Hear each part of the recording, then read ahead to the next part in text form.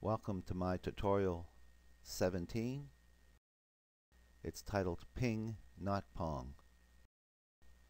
We'll start by opening a new Flash document. Layer 1 called Ball, B-A-L-L. Open your new symbols, and it's a movie clip. B-A-L-L, capital B, underscore MC for movie clip. Pick up your oval tool, black stroke, and red. Hold down your shift, make a ball. Pick up your selection tool, highlight it all, up to modify, convert it to a symbol, make it a button, capital B-A-L-L underscore B-T-N. OK, back to scene 1, drag your ball, movie clip, and put it anywhere on the stage for now. Pick the instance of name, copy it, and paste it down into the instance name so we can write script on it. Click on the balls layer, insert a new layer, and call it button. Select frame 1. Let's make our stage around 50%. And somewhere up here, let's make a little oval button. We'll keep the black stroke, but let's go with a blue. Pick up the oval tool and make a little button. There it is. That's my start button. Pick up your text tool. Pick up another color other than blue, something light. We'll go with white. Make a small font. 8 is good. Guesstimate the size of that. Let's open the stage up a little bit. And let's just call this Start. S-T-A-R-T.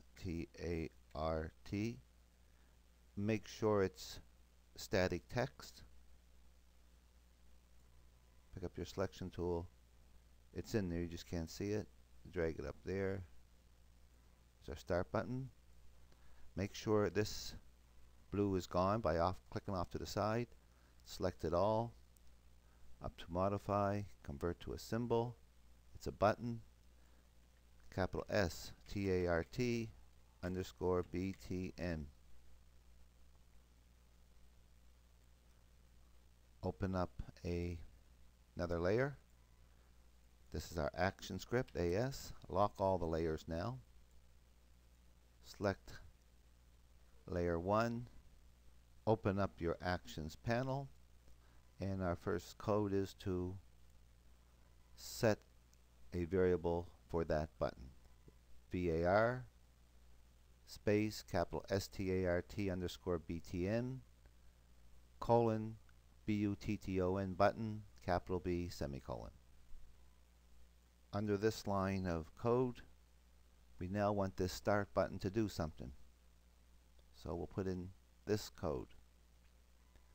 It's talking about that start button, period, on release, small o capital R equals a function, open and close bracket. There's the open bracket for the content of the function. There's the closed curly bracket for the content of the function. And in it, we're going to do 3 things.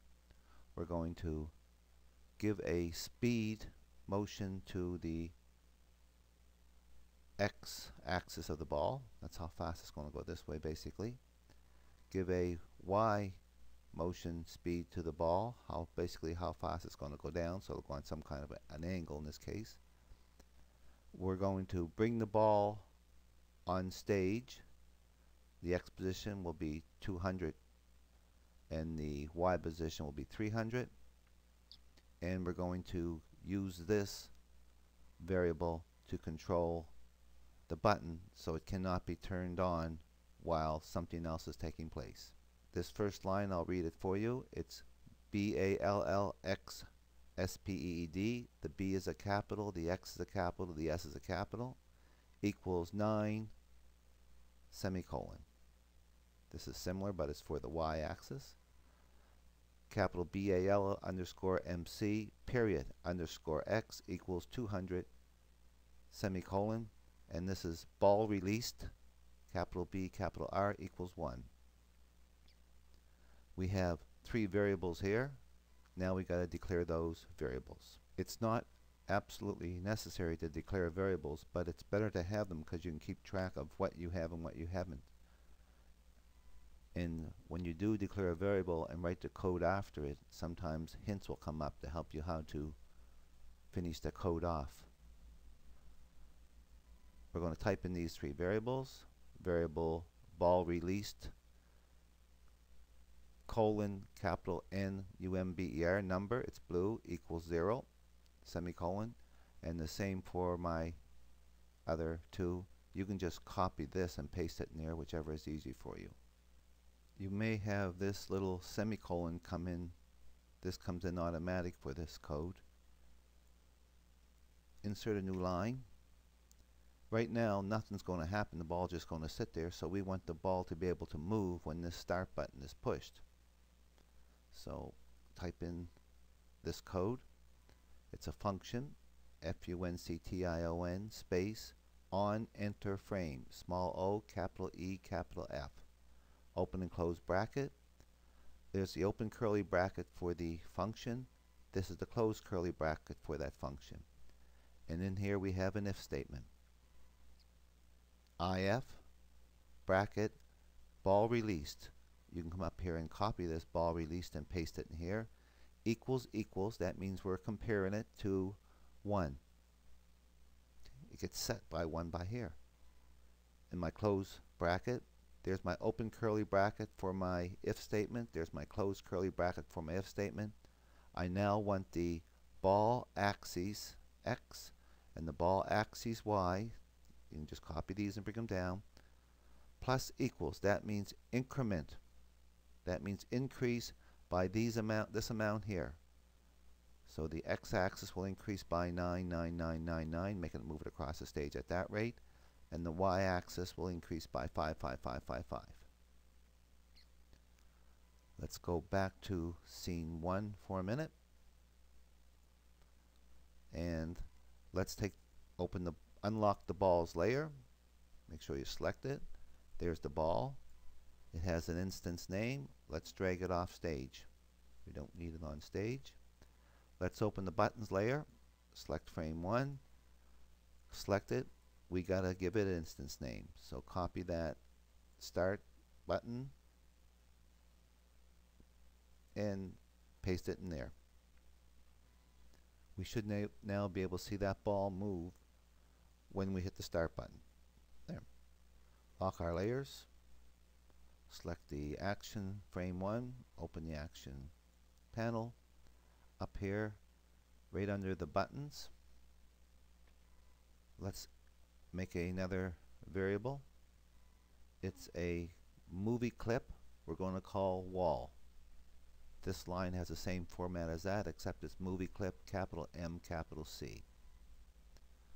Open up the new symbols down here in your library.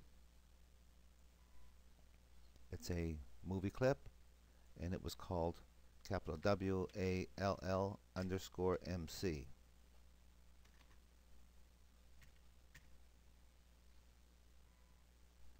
Close the action panel. We're now in that movie clip. Select the first layer. We can just call it wall. And we're going to make a wall. We'll keep the black stroke, and we'll come up with a light blue color. There it is. And with your rectangle tool, make a skinny wall. That's my wall. Selection tool, highlight it all, up to modify, convert to symbol, button.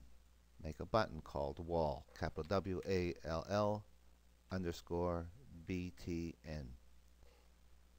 Sometimes this isn't necessary, but sometimes you may want to have this button. Go back to scene 1, select the buttons layer. They're all locked, which is good. Insert a layer and call it walls. WALLS. Frame 1 is selected, and we're going to bring in a wall. There it is here.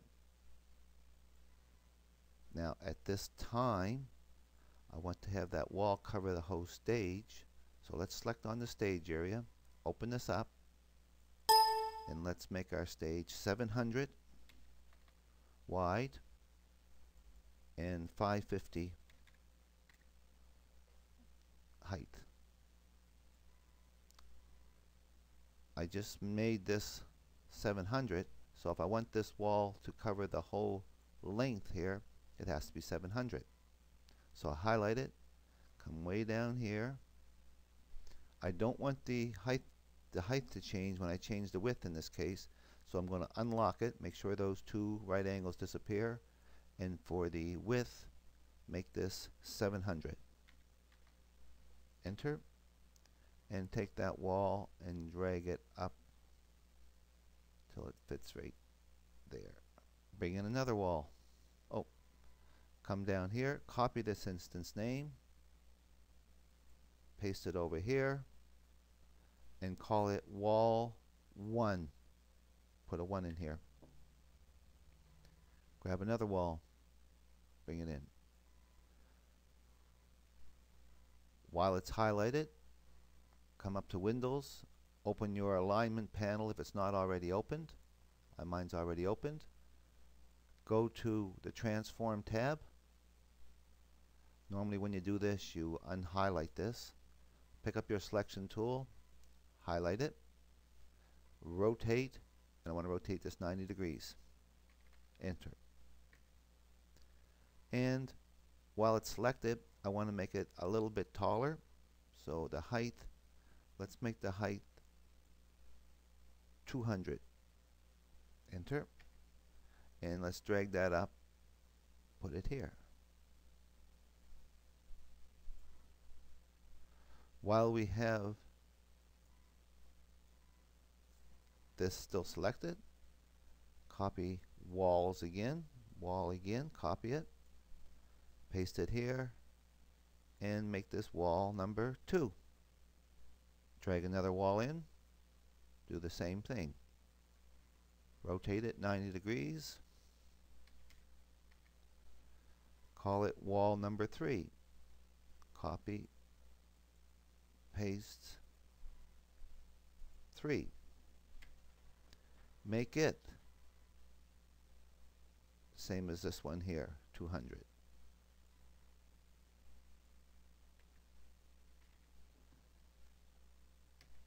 Drag it over here.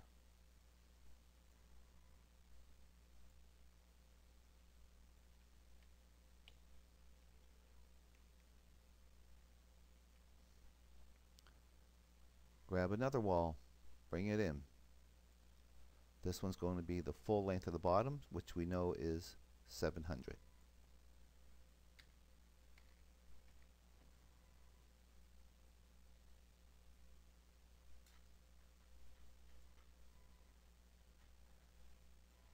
I want you to name this one wall 4.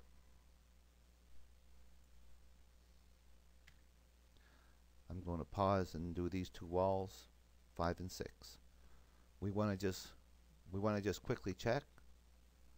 This is wall 1, wall 2, 3, 4. Oh, see, that one's wrong. There should be 5.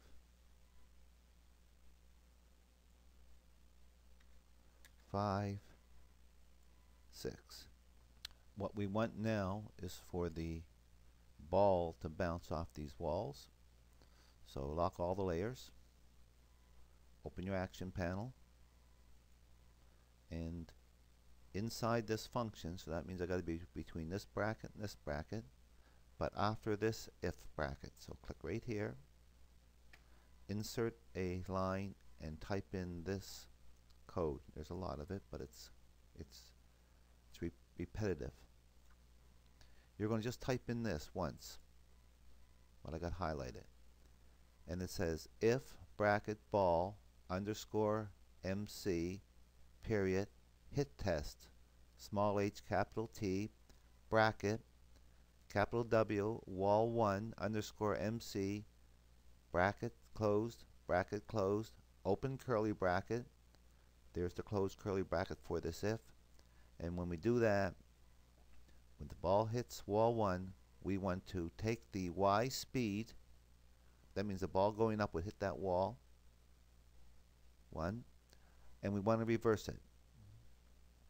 So in this case, if the ball was going up, it would hit the wall. It would reverse it and send it down the page, and the x-axis keeps it going across from left to right. This is the increment for that.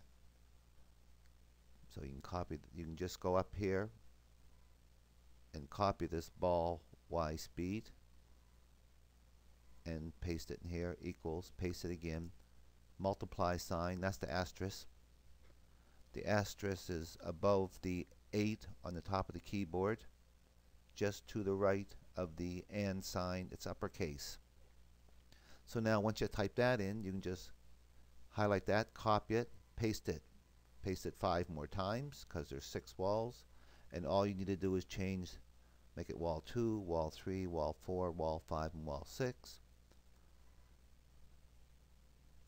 Do a format, and you should have a line of ifs, and at the bottom 2 closed curly brackets. And if you did the auto format, it would pick that up. So now we're in a position to test this. Test the movie. Nothing's happening. The ball we put off stage.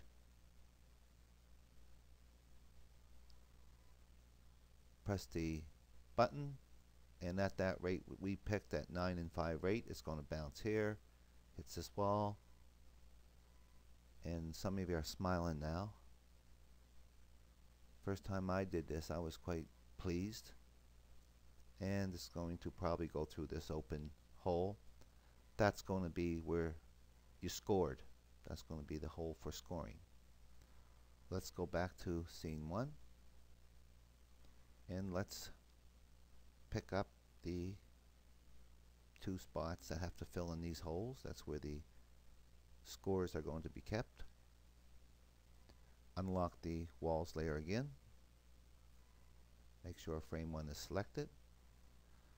Click here to unhighlight those, and pick up this wall movie clip, put it here. We need to rotate it 90 degrees and bring it so it just touches here. We may want to make it a little bigger to get, and I think it needs to be just a little bit longer. So that would be the height. Let's make it 142. And I'm just going to put that right there. This will be, copy this instance name, paste this instance name, and call this wall 7. Go over to the other side of the stage. Bring another wall in.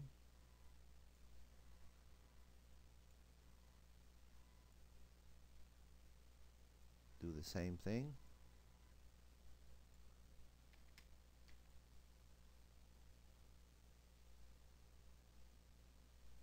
And put that right there. Now you can spend time straightening these out and making them neater, but for tutorial time I'm not. While it's selected, copy it, give it an instance name, wall 8. Now we got to write the code for those two new walls we put up. Open the actions panel. Right here at the bottom, after this curly bracket, insert a line, and we're going to type an if statement for those two new walls. It's the same format. As a matter of fact, you could copy this line here and just change it to a 7. There's my open curly bracket. There's my, and in here I'm going to have a trace. It's going to say hit 7 and hit 8. So at this time it's going to just trace these two values. And let's just quickly do a format. Let's test this. I know before when it bounced back on the second bounce it hit this area.